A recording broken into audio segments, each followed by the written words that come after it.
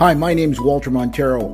I'm a real estate and mortgage agent here in Cambridge, Ontario, and I've had the privilege of serving our community since 1987. Over the years, I've met some great people here in our community in many different businesses and walks of life.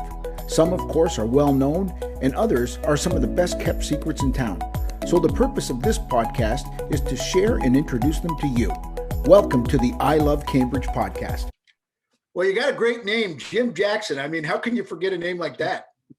Well, if growing up in southwestern Ontario, as I did down in the Chatham area, there was a DJ in Windsor, Detroit on CKLW. And that was his name, Jim Jackson. He was so popular in those days. Anyway. Very good.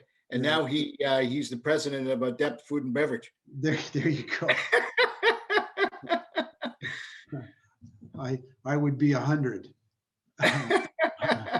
Well, let's not rush things. That's for sure. So tell us about your business. You've got a couple things going on. I see Adept Food and Beverage, and then formerly known as Blender Boyz. And I took a look at your site. It looks like a lot of fun. Tell us about that. Well, Walter, it's a kind of an evolving story, and as in a lot of these things, a long story.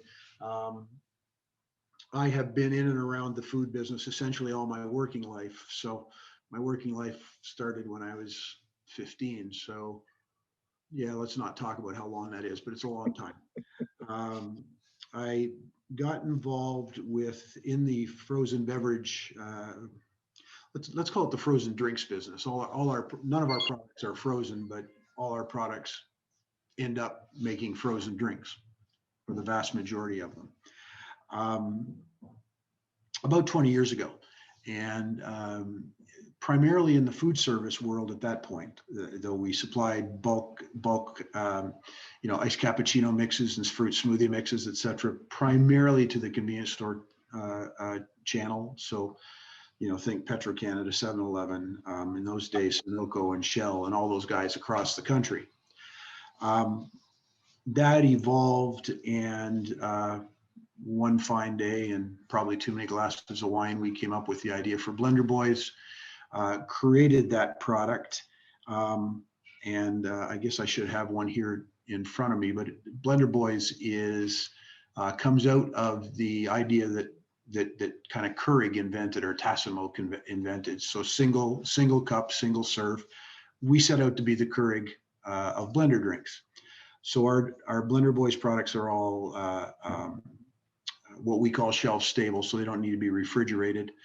Single serve, small pouch of liquid mix. One pouch cup of ice, a little bit of liquid for our cocktail mixes. That's spirits. For our iced cappuccino, that's a dairy component of some kind, and you blend it and you drink it.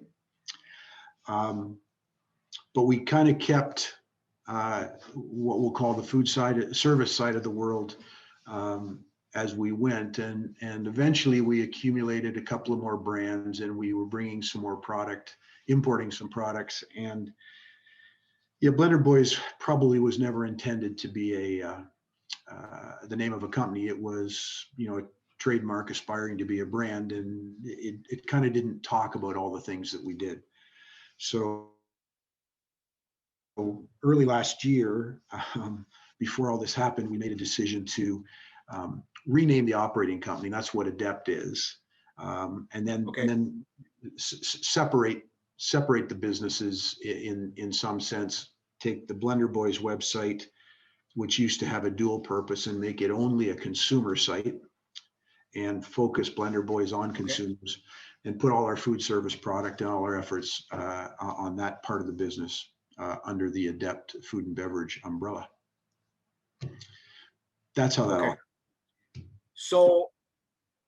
So now looking at your site here and sort of your menus,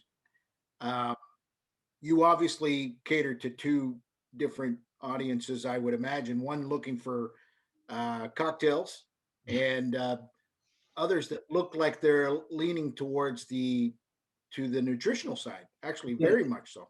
Yeah, three. It's kind of three, and that, in all honesty, that has has been a bit of a plague from the beginning, because although they are the same package and packaging, they're really three different categories of product. They're three different, to use industry terms, I guess, usage occasions really, and probably three different customers. And that realization, probably came to us a little later than it should have. It was always difficult to talk to one person about all three categories or three types of products. And in the retail world, it was particularly difficult because if you're all familiar with that world, they have category managers or buyers, and the fruit smoothie person was not the same as the cocktail person, who was not necessarily the same as the coffee person. Gotcha. So sometimes we ended up talking to three different people about the same manufacturer, the same product. It was somewhat difficult in those days.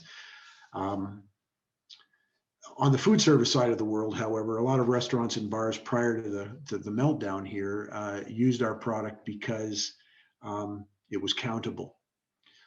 They could control inventory, they could control portion size, they could control waste, free pours and all that kind of stuff. So those concerns sort of went away on the food service world. But when the food service world shut down, to some greater or lesser extent, the consumer side of our business began to come back. And so the food service business exists, and it kind of right now just kind of pokes along. But the majority of our focus right now is on the consumer side of our business in that part of the world. Okay. Now, are you direct to consumer, or is this through a distribution network of some sort? Primarily direct to consumer right now. Okay.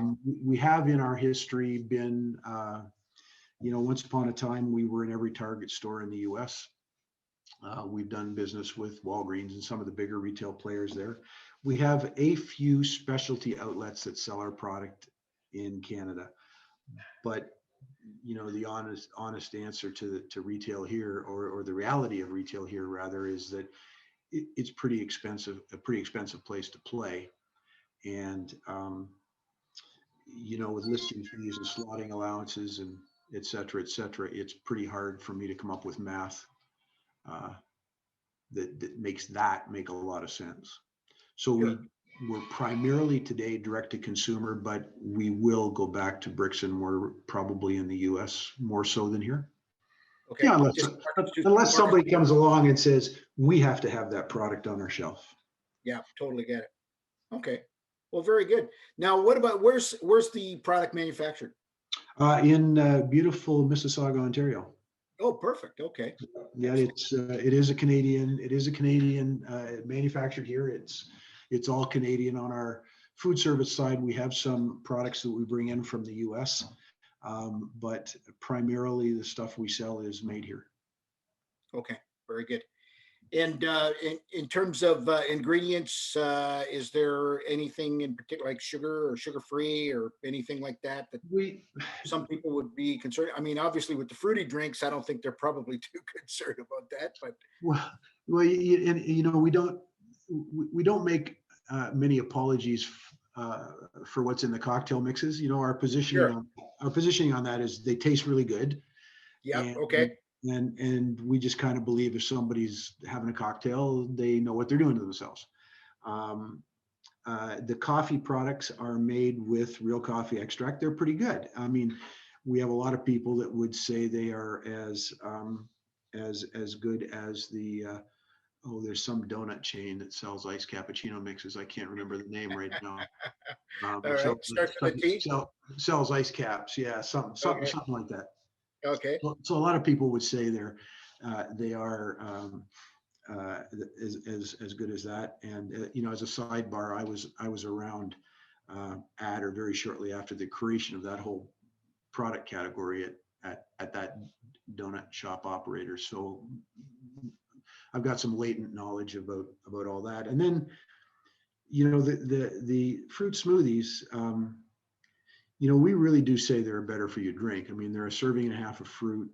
They have a full daily requirement of vitamin C, and they're a good source of fiber. Now, they do have some sugar grams in them. There's no question about it. And we do get some noise about that, in all honesty. People look at the box and they look at the nutritional, so that's a lot of sugar grams. And,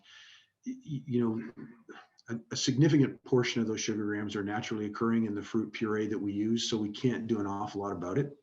But there is some added sugar. And when we created these products, we created them for the mass market. So whoever might be going to McDonald's to buy a smoothie, or to that donut chain to buy a smoothie, or someplace like that, not really a Whole Foods or kind of the higher end organic, whatever you want to call it, kind of place.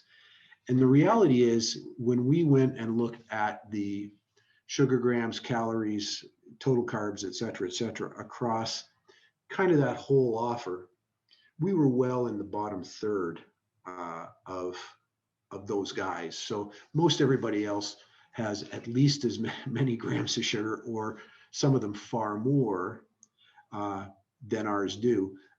But of course, you can't really look at the nutritional panel when you go buy a smoothie at the drive-through at McDonald's or someplace like that. So because it can be seen, we take a little more flack. And I'd have to say, if we had wider distribution and bigger volume, Walter, we might well consider a sugar-free, or at least, I'm not a big fan of artificial sweeteners in any event, but a stevia flavored or et cetera,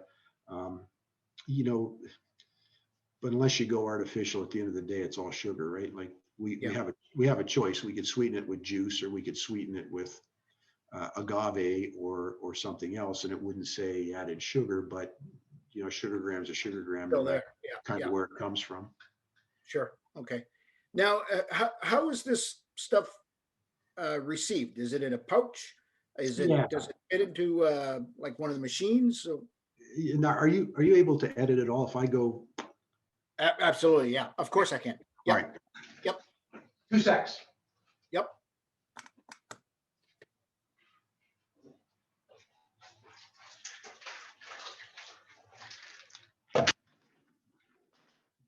Bad sales guy, no props. That may be good. So, a retail box of our product looks like that. Okay. So in there, that box are 4 of these. Okay. So that's a single portion. That is liquid. It doesn't need refrigeration. It's got a tear on the corner. You tear it, pour it in the blender with a cup of ice and a little bit of liquid, as I said, blend it and consume it. Okay. And that's really all there is to it. It's so easy that anybody can do it.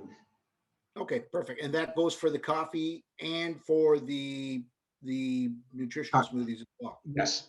Yeah. Everything is packaged the same. Okay. to the consumer anyway. Now, the only exception to that is we are doing some business with Amazon in the US, and we do a specialty box for them, but that is our retail format today. Good, very good. Now, do you have a favorite? Well, I have a caramel ice cap is my favorite in the coffee. Margarita mix, because I enjoy tequila far too much, is my favorite in the cocktail world. In fact, we just did episode 28 or 29 the night before last, and of Blender Boyz at Home on our YouTube channel, and we good. Okay. We did a jalapeno margarita. Oh, very good. Yeah, where we muddled some chopped jalapeno and lime in with the mix and tequila. So if anybody wanted to go and see how we do and what we do, Blender Boyz channel on YouTube, and we show up on Instagram 3 or 4 times a week usually as well. So very good. Okay. In the smoothies, we have a flavor called Berry Blend. Okay. And it is of all 9 flavors, it is easily, in my view, our best flavor.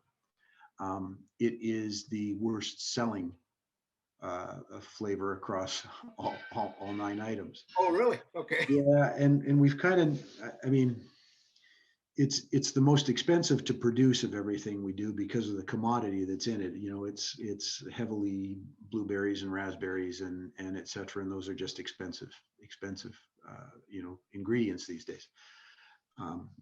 But strawberry banana is kind of a no-brainer for most people who are going to have a smoothie. They've Sure. seen it, know it, et cetera, except, you know, for our friends from South and Latin America who can't even think about putting strawberries and bananas together.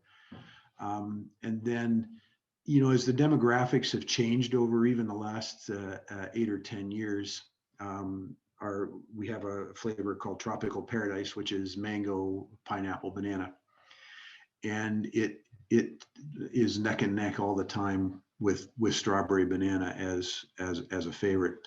And berry blend, I think, because it doesn't do any better a job of describing what it is other than that.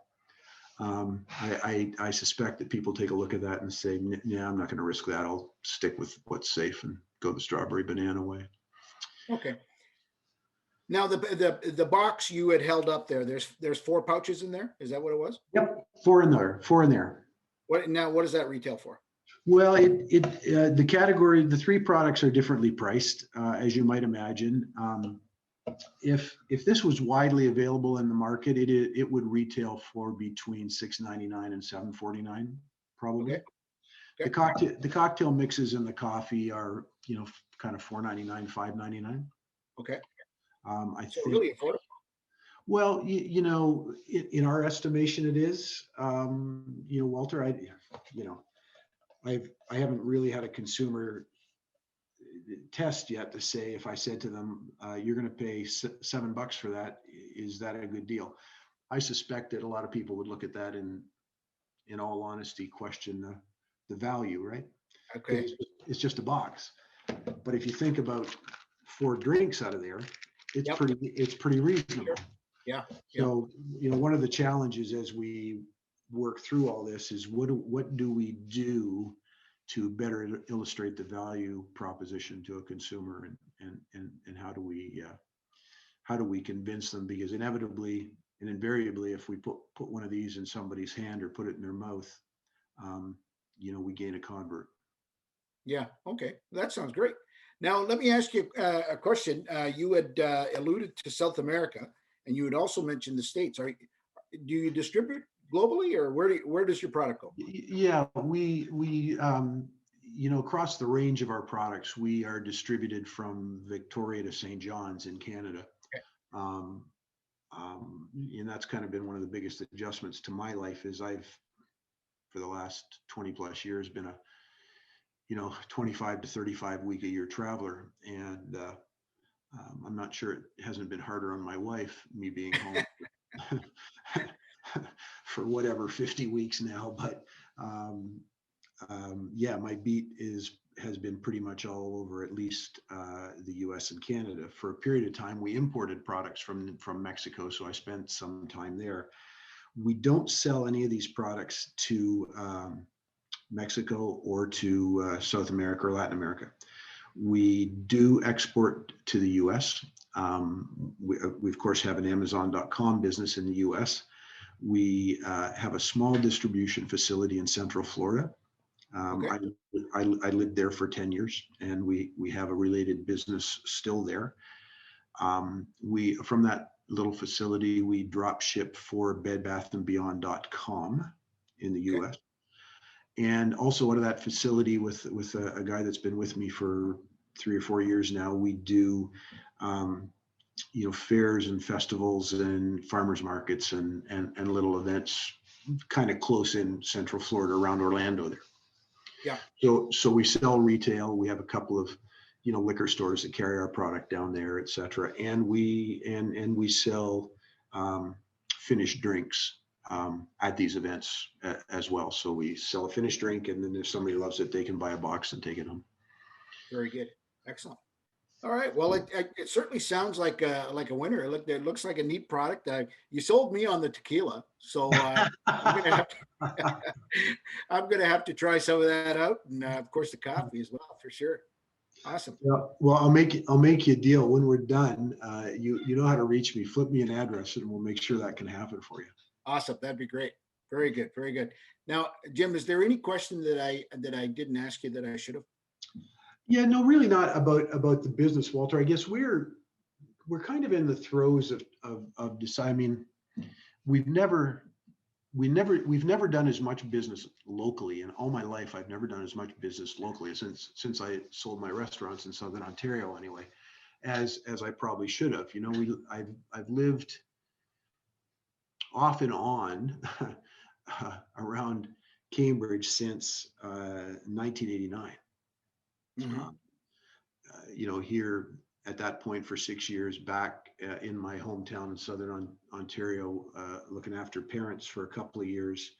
You know, again back here for probably better part of 10, and then we lived in the southern U.S. for 10 years, and back. Um, Prior to all of this coming down, we'd begun to talk about whether we should um, take some space at one or more of the various markets that are close by, weekend markets. And you know, we're in an industrial area. I suppose we could do some retail out of here on certain days if the world was normal. Yep.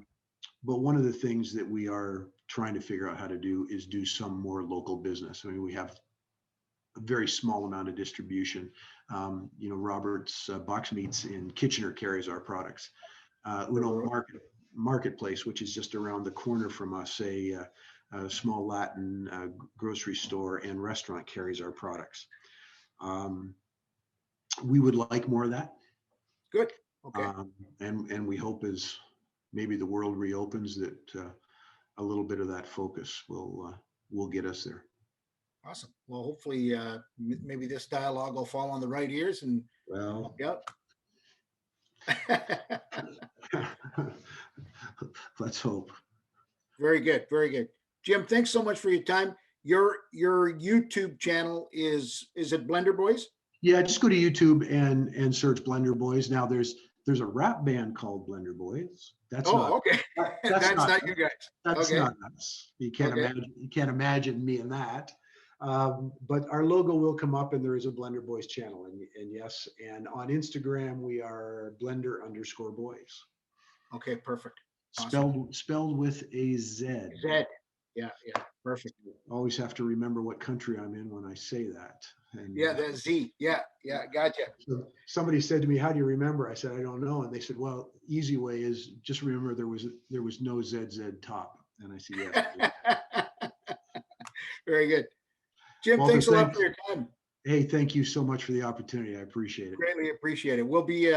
You'll be hearing from my assistant. She'll let you know when the publication date is, which I think is in a week or two. And awesome. I think they'll be calling you for a headshot as well. Awesome. Okay. All the best. Likewise. Take care. Bye now.